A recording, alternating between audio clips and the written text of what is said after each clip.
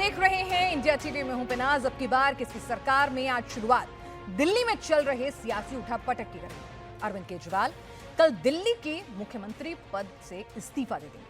आज ये बात कंफर्म हो गई क्योंकि कल कुछ लोग ऐसा भी कह रहे थे कि क्या पता विधायक दल की बैठक में फिर से उन्हें नेता चुन लिया जाए, कुछ भी हो सकता है। लेकिन जब उन्होंने आज एलजी से मिलने का समय मांगा है तो सस्पेंस खत्म हो गया कि वो इस्तीफा तो भाई दे ही रहे हैं। लेकिन अब सिर्फ और सिर्फ लोगों के अंदर कौतूहल इस बात का बचा है कि उनकी जगह दिल्ली का सीएम कौन बनेगा। सीएम का नाम तय करने के लिए दिल्ली में आम आदमी पार्टी के नेताओं के बीच बैठकों का दौर चल रहा है। नए सीएम के नाम पर मुहर आज शाम होने वाली पीसी की मीटिंग में लग सकती है। ये बैठक मुख्यमंत्री केजरीवाल के आवास पर होगी। इससे पहले आज दोपहर 12 बजे मनीष सिसोदिया और राघव चड्ढा ने केजरीवाल से मुलाकात की थी। तीनों के बीच करीब 2 घंटे तक बैठक हुई, जिसमें नए सीएम के नाम को लेकर अगले चुनाव की रणनीति तक चर्चा हुई। अब आपको बता दें कि आम आदमी पार्टी की पीएसी मीटिंग में किस किस नेता को शामिल होने के लिए बुलाया गया है। इसमें अरविंद केजरीवाल, मनीष सिसोदिया, संजय सिंह, राघव चड्ढा, दुर्गेश पाठक, आतिशी, गोपाल राय, राखी बिरलान, पंकज गुप्ता, इमरान हुसैन और एनडी गुप्ता को बुलाया गया है। इनके अलावा सांसद संदीप पाठक और पंजाब के मुख्यमंत्री भगवंत मान भी स्पेशल इनवाइटी हैं। आप जैसे कयास लगा सकते हैं, मैं भी वैसे ही कयास लगा सकता हूं, मगर आपका कयास लगाना ठीक है, मेरा कयास लगाना ठीक नहीं है, क्योंकि मैं उसका स्टेक होल्डर हूं। इसलिए जो है अभी तक मैं आपको ये बता सकता हूं कि इसके ऊपर कोई चर्चा नहीं है। कल ये फैसला मुख्यमंत्री जी ने जनता के बीच में रखा है। कल इतवार था, आज ईद की छुट्टी है, लिहाजा कल यानी कि मंगलवार को जो पहला वर्किंग डे आता है उसमें मुख्यमंत्री अपने इस्तीफे को दे देंगे और इस्तीफा जैसे ही मंजूर होगा उसके बाद विधायक दल की जो है बैठक होगी। विधायक दल अपना एक नेता चुनेंगे। जो नेता चुना जाएगा वो अपना स्टेक टू पावर, जो अपना क्लेम है, वो उपराज्यपाल के माध्यम से राष्ट्रपति को अपना क्लेम देंगे। क्योंकि कोई ऐसी दिक्कत नहीं है, हमारे 60 विधायक हैं, तो जाहिर सी बात है उनको बुलावा आएगा और जब वो बुलावा आएगा तो फिर वो जो है अपनी शपथ लेंगे। तो इस तरीके का है और मुझे लगता है कि ज्यादा दिन नहीं, 1 हफ्ते के अंदर ये सारी की सारी प्रक्रिया हो जानी चाहिए। अरविंद केजरीवाल के कल इस्तीफा देने के ऐलान के बाद से ही बीजेपी लगातार हमलावर है। मनोज तिवारी ने आज फिर केजरीवाल पर निशाना साधा और उनके इस्तीफे को नाटक करार दे दिया। उन्होंने आरोप लगाया कि केजरीवाल ने दिल्ली का बेड़ा गर्क कर दिया है। उसकी भरपाई इस्तीफा देने भर से नहीं होने वाली है। किसी मुख्यमंत्री का ऐसा इतिहास नहीं दिखेगा आपको कि उस मुख्यमंत्री को जबरदस्ती कोर्ट जैसे होता है ना कि डंडे से रगड़ के कुर्सी से हटाई हो। इस देश में संविधान का राज है, कानून का राज है और संविधान कहता है कि अगर मुख्यमंत्री जेल जाते हैं तो मुख्यमंत्री को इस्तीफा दे देना चाहिए। उन्हीं की पार्टी का कोई दूसरा मुख्यमंत्री बन जाता है ताकि प्रदेश चलता रहे। लेकिन अरविंद केजरीवाल जी के मामले में दिखता है कि उनका अपना ईगो बड़ा है। दिल्ली की समस्या या दिल्ली का दर्द उनके लिए बड़ा नहीं है।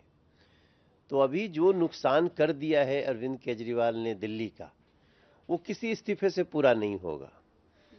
अब चूंकि कोर्ट ने इस बार जब बेल दिया, पहले तो बेल नहीं दे रही थी कोर्ट, फिर भी ये कहते हैं कि मैं बेदाग हूं, मेरे ऊपर कोई दाग नहीं है। अरे भाई, देश में कोर्ट से बढ़ के तो कुछ नहीं है। तो चीफ मिनिस्टर पद से एक प्रकार से सस्पेंड हैं ये। आप फाइल साइन नहीं कर सकते, आप ऑफिस नहीं जा सकते सीएम के, तो फिर काहे का मुख्यमंत्री। तो जब कोर्ट ने हटा दिया तब ये नाटक कर रहे हैं, देखो देखो मैं इस्तीफा दे रहा हूं।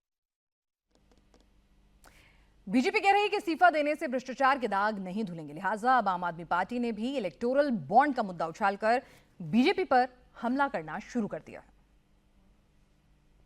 चुनाव का दिन होता है, उससे 6 महीने पहले, 5 साल पूरे होने से 6 महीने पहले चुनाव आयोग चुनाव करा सकता है। जैसे आप देखेंगे हरियाणा के चुनाव जो है उनका समय पूरे होने से पहले ही जो है चुनाव आयोग करा रहा है। तो हमने ये कहा है कि आप ये करिए। अब हम बंद कर देंगे, कहेंगे भाग गए, देखो ये छोड़ के भाग गए। तो हम भी अब समझदार हो गए। अब हम वैसे बेवकूफ नहीं रहे जो पहले थे, ठीक है। अब इतने नादान नहीं है। हमने आपको बोल दिया, हमने बॉल जो है आपके पाले में डाल दी कि अगर है हिम्मत और है कॉन्फिडेंस और लगता है कि तुम केजरीवाल को हरा सकते हो तो आ जाओ मैदान में, और नहीं है तो फिर देखेंगे टाइम पे, जब टाइम आएगा। दिल्ली के लोगों के अंदर ऐसी उत्सुकता है कि चुनाव हो और हम वोट डाल के अरविंद केजरीवाल को कल ही दोबारा मुख्यमंत्री बने, ऐसी बेसब्री है आज दिल्ली की जनता के बीच में। केजरीवाल के इस्तीफे पर आम आदमी पार्टी एक नैरेटिव चला रही है कि वो अग्नि परीक्षा दे रहे हैं। अगर जनता इस अग्नि परीक्षा में उन्हें पास कर अगला चुनाव जिता देगी तो फिर वो दोबारा सीएम की कुर्सी पर बैठेंगे। बीजेपी के प्रदेश अध्यक्ष वीरेंद्र सचदेवा ने कहा कि जमानत पर छूटे हैं, अब उन्हें नौटंकी बंद कर देनी चाहिए और दिल्ली की जनता के बारे में सोचना चाहिए। पहले तो कहा कि हम 2 दिन में मुख्यमंत्री की घोषणा करेंगे, अब सुनने में आ रहा है कि 1 हफ्ते तक चले गए हैं। तो झूठ दर झूठ अभी और बोलेंगे। जो राजनीतिक जो नौटंकी इन्होंने कल करनी थी वो कर चुके। और जिस अग्नि परीक्षा और सत्य की बात अरविंद केजरीवाल कर रहे हैं, मैं उन्हें चुनौती देता हूं, आज अपने घर से उस अग्नि परीक्षा को शुरू करें। वो राजमहल जो आपने जनता के पैसे से लूट के बनाया है, उस राजमहल के दरवाजे खोलें, दिल्ली की जनता को दिखाएं कि दिल्ली के मुख्यमंत्री जो आम आदमी होने का दावा करते हैं वो किस ऐशगाह में रहते हैं। जरा दिखाएं सबको। है हिम्मत अरविंद केजरीवाल में? दे अग्नि परीक्षा। आप जमानत पे छूटे और आपने पटाखों का जश्न मनाया, धूमधाम से पटाखे चलाए। जरा उन घरों के चिरागों के बारे में सोच लेते जो आपके भ्रष्टाचार के कारण, जल भराव के कारण मर गए। है उन घरों में चलने की हिम्मत अरविंद केजरीवाल में? दे अग्नि परीक्षा। केजरीवाल की जमानत की टाइमिंग को लेकर कांग्रेस लगातार हमलावर है। कांग्रेस नेता संदीप दीक्षित ने आरोप लगाया कि केजरीवाल की जमानत बिना लिखा हुआ बेल एग्रीमेंट है जो बीजेपी के साथ उन्होंने किया है। अब केजरीवाल हरियाणा में जोर शोर से प्रचार में कूदेंगे और कांग्रेस के वोट काटेंगे, जिसका फायदा सीधे सीधे किसे मिलेगा ये तमाम लोग जानते हैं। गुजरात विधानसभा चुनाव में भी केजरीवाल की पार्टी ने कांग्रेस को बड़ा नुकसान पहुंचाया था और उसी से कांग्रेस डरी हुई है। कोर्ट ने यह कहा कि मैं आप पे भरोसा नहीं है। देखिए, वहीं हेमंत सोरेन को जब बेल मिलती है तो कोई कंडीशन नहीं लगाई जाती है। इसका मतलब है कोर्ट को यह विश्वास था कि हेमंत सोरेन जी के खिलाफ जो केस है उसमें मूलतः कुछ नहीं है। इनके खिलाफ क्या कहा? आप फाइल नहीं छुएंगे, आप अधिकारियों से बात नहीं करेंगे, आप दफ्तर नहीं जाएंगे। मतलब है आप मुख्यमंत्री पद के लायक नहीं हो या मुख्यमंत्री का कोई भी काम नहीं करोगे। उसके बावजूद थोड़ी सी शर्म तो इस इंसान में रही होगी कि इसने कहा अब हमारे कोई मतलब नहीं। क्योंकि देखिए, ये कोई सेवा करने के लिए मुख्यमंत्री नहीं बना था, ये मेवा के लिए बना था। आप फाइल बिना साइन किए जनता में रह के भी सेवा कर सकते हैं। फाइलें तब चाहिए जब मेवा चाहिए। इसलिए मुझे मालूम था कि ये इस्तीफा देंगे और इस समय कुछ पॉलिटिकली इनको सूट भी करता है। हरियाणा के पूर्व मुख्यमंत्री मनोहर लाल खट्टर ने भी केजरीवाल पर निशाना साधा। उन्होंने क्या कुछ कहा, आइए आपको वो भी सुनवाते हैं। अरविंद केजरीवाल ने 2 दिन में इस्तीफा देने की बात कही है, क्या समझते हैं? जो व्यक्ति जनता से घिर गया हो, भ्रष्टाचार के बड़े बड़े आरोप लगे हों, अब उनको साफ कोई से उनमें से निकलना चाहता, जनता निकलने नहीं देगी। जनता ने सब पहचान लिया है और आने वाले दिल्ली के चुनाव में अरविंद केजरीवाल को भी जितना ठोकना पड़ा जनता को, जनता ठोकेगी। और बात जम्मू कश्मीर की करते हैं, जहां आतंकी साए में चुनाव चल रहा है। चुनाव के दौरान आतंकवादी बड़े हमले की साजिश रच रहे हैं, लेकिन सुरक्षा बल इतने मुस्तैद और चाक चौबंद हैं कि आतंकियों और उनके आकाओं की कोई प्लानिंग वहां काम नहीं होने दे रहे हैं। आपको हम अब बारामूला में आतंकियों के साथ सेना के एनकाउंटर की एक्सक्लूसिव तस्वीरें दिखाते हैं। बारामूला में एक स्कूल की बिल्डिंग में आतंकी जा छिपे थे। उनमें एक आतंकी स्कूल की इमारत से निकलकर जंगल में भागने की कोशिश करता है, लेकिन उसे मालूम नहीं था कि स्कूल के अंदर क्या चल रहा है। सेना उसे पल पर ड्रोन से देख रही थी, उसे मॉनिटर कर रही थी, उस पर नजर बनाए हुए थी। जैसे ही आतंकी ने भागने की कोशिश की, सेना के जवान उस पर ताबड़तोड़ गोलियां बरसा देते हैं। गोली लगते ही वो नीचे गिरता है, आप देखिए किस तरह से, और उसके बाद वो थोड़ी दूर पर भागने की कोशिश करता है। उसकी गन भी हाथ से गिर जाती है और सेना पर फिर से फायर करने की वो कोशिश करता है गन को संभाल कर, लेकिन तब तक कई गोलियां उसका काम तमाम कर देती हैं और स्कूल की बाउंड्री वॉल के करीब जाकर वो दम तोड़ देता है। आप सोचकर देखिए, अगर सेना इतनी मुस्तैद नहीं होती तो ये आतंकी स्कूल की बाउंड्री वॉल फांद कर वहां से भाग निकलता और फिर चुनाव में आतंकी हमले का खतरा कितना बढ़ जाता। सेना और आतंकियों के बीच बारामूला में यह मुठभेड़ 14 सितंबर को हुई थी। आतंकी साजिशों के बीच जम्मू कश्मीर में लोकतंत्र का सबसे बड़ा पर्व चल रहा है। आज पहले चरण के प्रचार का आखिरी दिन है। पहले चरण में 18 तारीख को 24 सीटों पर वोट डाले जाएंगे। इन 18 सीटों में से 16 सीट कश्मीर घाटी में है और 8 सीट जम्मू रीजन में मौजूद हैं। कश्मीर घाटी में पहले चरण में जिन 18 सीटों पर वोट डाले जाएंगे उनमें Pampore, Tral, Pulwama, Rajpora, Zainapora, Shopian, DH Pora, Kulgam, Devsar, Dooru, Kokernag ST, Anantnag West, Anantnag, Bijbehara, Shangus Anantnag East और पहलगाम की सीटें शामिल हैं। कश्मीर घाटी में पीडीपी और नेशनल कॉन्फ्रेंस की प्रतिष्ठा दांव पर लगी है। इस बार उन्हें इंजीनियर राशिद की एआईपी और जमात समर्थित निर्दलीय कैंडिडेट से कड़ी टक्कर मिल रही है, जो निश्चित तौर पर उन्हीं के वोट बैंक में सेंधमारी करेंगे। वहीं पहले चरण में जम्मू रीजन की जिन 8 सीटों पर वोट डाले जाएंगे उनमें इंदरवाल, किश्तवाड़, पेडर, नागसेनी, भद्रवाह, डोडा, डोडा वेस्ट, रामबन और बनिहाल विधानसभा क्षेत्र शामिल हैं। जम्मू रीजन में बीजेपी की मजबूत पकड़ है। अगर साल 2014 के चुनाव नतीजों की बात करें तो 6 सीट बीजेपी ने जीती थी। कांग्रेस को सिर्फ बनिहाल सीट पर जीत मिली थी। पेडर नागसोनी सीट पर पहली बार परिसमन के बाद चुनाव हो रहा है। गृह मंत्री अमित शाह की आज जम्मू कश्मीर में ताबड़तोड़ 3 चुनावी रैलियां हैं। पहली रैली पडेर, दूसरी किश्तवाड़ और तीसरी रामबन में है। उन्होंने कहा कि पीएम मोदी ने जो धारा 370 हटाई थी वो अब इतिहास का पन्ना हो चुकी है। जम्मू कश्मीर में अब 2 विधान, 2 प्रधान और 2 झंडे कभी नहीं हो सकते। यहां अब सिर्फ और सिर्फ तिरंगा फहराएगा। किश्तवाड़ में आज अमित शाह ने एनसी कांग्रेस गठबंधन पर भी सबसे बड़ा हमला बोला। उन्होंने कहा कि आतंकवाद को बीजेपी सरकार पाताल में दफन कर देगी। किसी की हिम्मत नहीं कि वो भारत में आतंकवाद फैलाने की जरूरत कर सके। उन्होंने फारूक अब्दुल्ला और राहुल गांधी पर भी बड़ा हमला बोला और कहा ये लोग फिर से आतंक से लैस जम्मू कश्मीर बनाना चाहते हैं। अमित शाह ने सवाल पूछा कि जब कश्मीर घाटी खून से लथपथ हो गई थी तो फारूक अब्दुल्ला कहां थे। उन्होंने एनसी कांग्रेस पर बड़ा आरोप लगाते हुए कहा कि नेहरू, गांधी और अब्दुल्ला परिवार ने यहां घाटी में सिर्फ और सिर्फ आतंकवाद फैलाया है। 2 झंडे फिर से लाना चाहते हैं। पादर वाले बताए मुझे, आप सहमत हो क्या? अरे जोर से बोलो, सहमत हो क्या? 2 दरबार फिर से लाना चाहते हैं, सहमत है क्या? और 2 संविधान फिर से लाना चाहते हैं, आप सहमत है क्या? भाइयों और बहनों, एक कांग्रेस और नेशनल कॉन्फ्रेंस का गठबंधन ये हमेशा से आतंकवाद का पोषक रहा। जब जब घाटी में, जम्मू कश्मीर में कांग्रेस और नेशनल कॉन्फ्रेंस की सरकार आई, इसको आतंकवाद को बढ़ावा दिया है। याद करिए 90 के दशक को।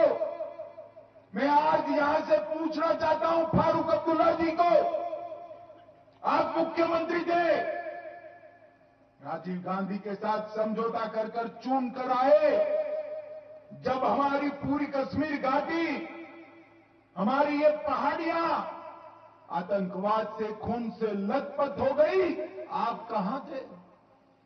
कहां थे? आए तो पूछना जरूर। मैं बताता हूं, वो लंदन में गर्मियों का वैकेशन करने चल गए थे। मित्रों, लंदन में गर्मियों का वैकेशन, जिन्होंने,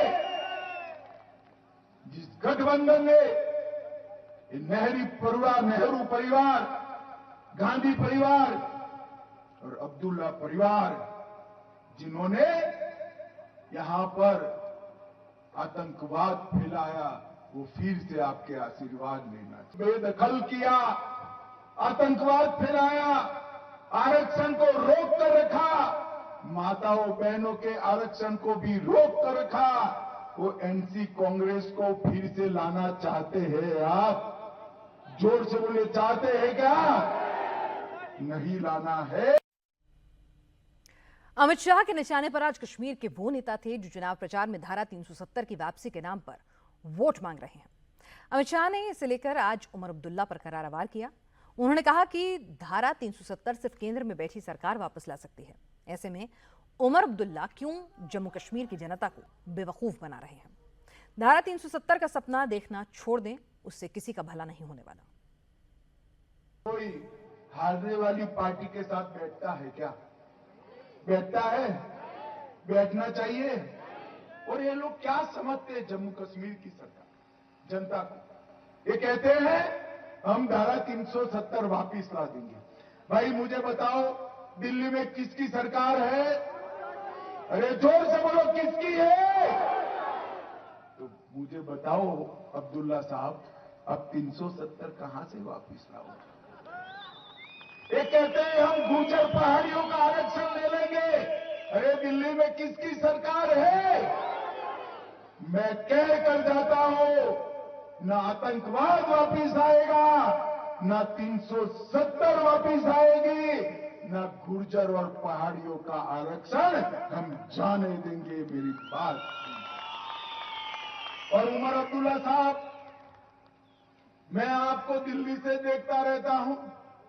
कभी आप कहते हैं मैं चुनाव नहीं लड़ूंगा क्योंकि कहां से जीतोगे इसका विश्वास नहीं।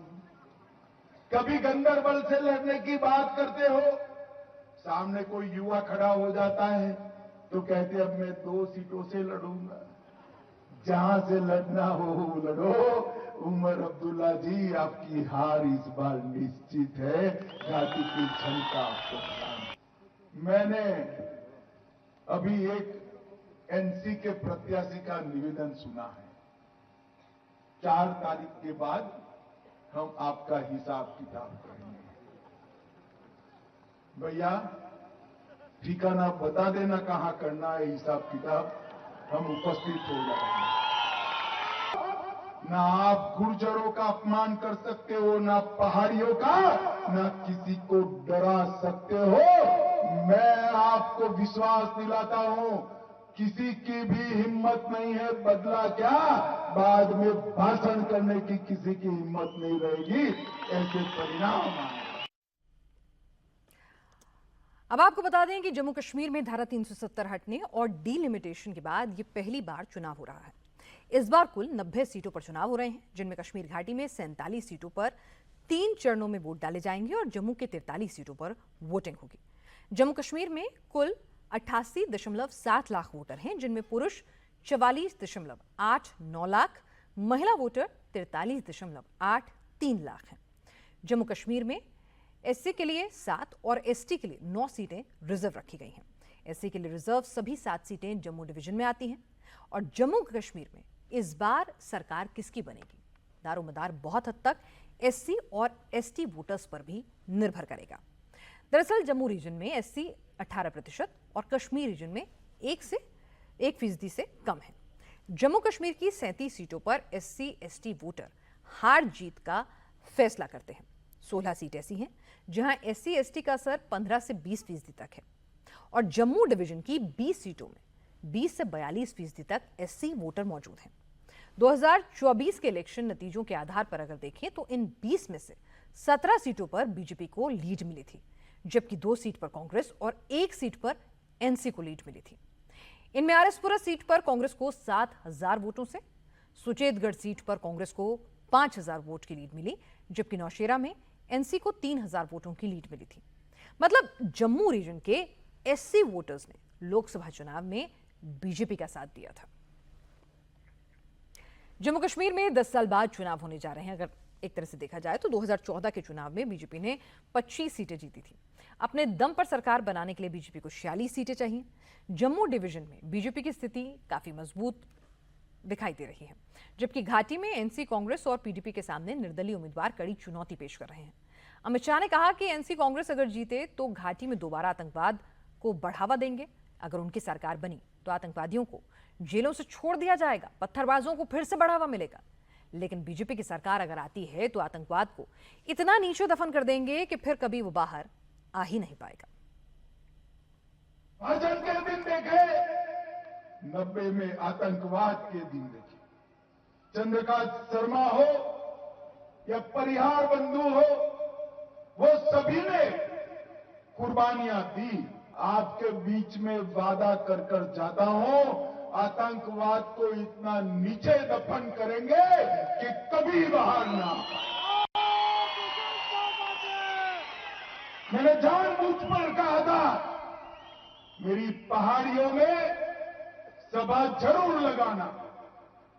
अभी अभी 90 की तरह प्रयास हो रहे हैं यहां आतंकवाद को फिर से मजबूत करने के।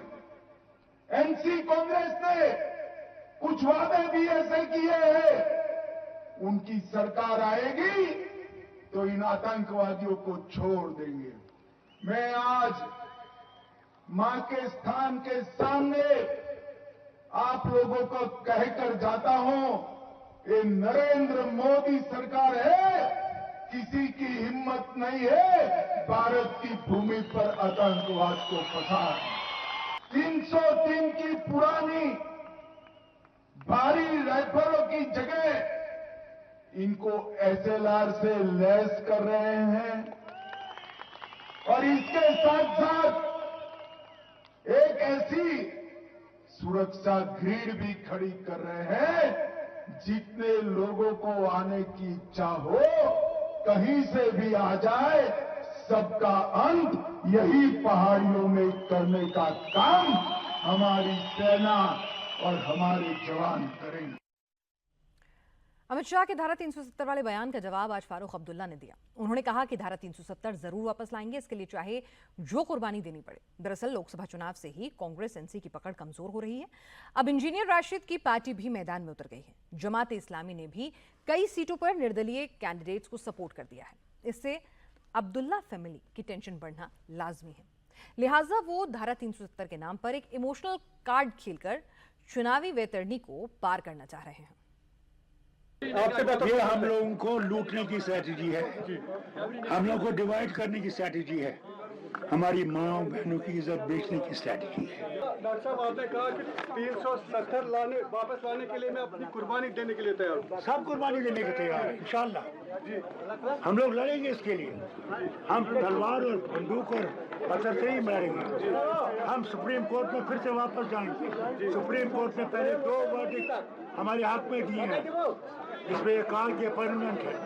हम वापस फिर से जाएंगे और जाते रहेंगे जब तक ये वापस नहीं। और इस वक्त एक और बड़ी खबर आ रही है, आपको बता दें कल शाम 4:30 बजे केजरीवाल दिल्ली के एलजीवी के सक्सेना से मुलाकात करेंगे और मुलाकात करने के बाद केजरीवाल इस्तीफा सौंपेंगे। कल मुख्यमंत्री पद से केजरीवाल इस्तीफा देने वाले हैं। आपको बता दें मुख्यमंत्री पद से इस्तीफा देने का ऐलान केजरीवाल ने कल किया था। कहा था कि 2 दिन में वो इस्तीफा देंगे और उसके बाद नया सीएम जो है वो चुना जाएगा। तो भास्कर मिश्रा हमारे साथ इस वक्त जुड़ चुके हैं। भास्कर, जो लोग ये कह रहे थे कि देखिए अभी तो सस्पेंस बरकरार है, इस्तीफा देंगे नहीं देंगे, तो अब फाइनली हो गया है कि केजरीवाल तो इस्तीफा दे रहे हैं। बिल्कुल बिल्कुल, अरविंद केजरीवाल जिस तरह से घोषणा की थी अरविंद केजरीवाल ने, उन्होंने कहा था कि 2 दिन बाद वो इस्तीफा दे देंगे और उसके बाद ये कयास लगाने लग गया था या कि भारतीय जनता पार्टी के द्वारा ये आरोप भी लगाया गया था कि पता नहीं 2 दिन बाद क्या करेंगे। तो 2 दिन बाद अब अरविंद केजरीवाल इस्तीफा देने जा रहे हैं, ये तय हो गया है। एलजी से उन्होंने समय मांगा था, एलजी ऑफिस ने 4:30 बजे का समय दिया है। मंगलवार 4:30 बजे अरविंद केजरीवाल एलजी हाउस पहुंच जाएंगे और अपना इस्तीफा सौंपेंगे। और इसी के साथ साथ ये भी तय मानिए कि ये भी साथ में हो सकता है कि अगले मुख्यमंत्री कौन होंगे उसका लेटर भी उसी वक्त दिया जा सकता है। तो कल का दिन महत्वपूर्ण है। अरविंद केजरीवाल जो फैसला लिया था और उन्होंने कहा था कि मेरे और मनीष सिसोदिया के अलावा कोई और मुख्यमंत्री होगा, वो कल 4:30 बजे के बाद वो तय हो जाएगा, वो नाम कौन होगा, और साथ ही अरविंद केजरीवाल का इस्तीफा भी तय हो जाएगा। तो जो कयास लगाए जा रहे थे वो सब खत्म हो गया। एक तरह से ये मान के चलें कि कल अरविंद केजरीवाल 4:30 बजे तक इस्तीफा दे देंगे और नए मुख्यमंत्री कौन बनेंगे इसका भी ऐलान उस वक्त तक संभव है। बिल्कुल, और अभी अटकलें यही घूमती रहेंगी कि नया नाम वो कौन होगा, कोई सरप्राइज एलिमेंट होगा, कोई शौक आएगा इस्तीफे की तरह से, या फिर जो नाम सबसे आगे चल रहे हैं रेस में उन्हीं को कमान मिलेगी। नजर बनाए रखिए। अपडेट के लिए शुक्रिया आपका।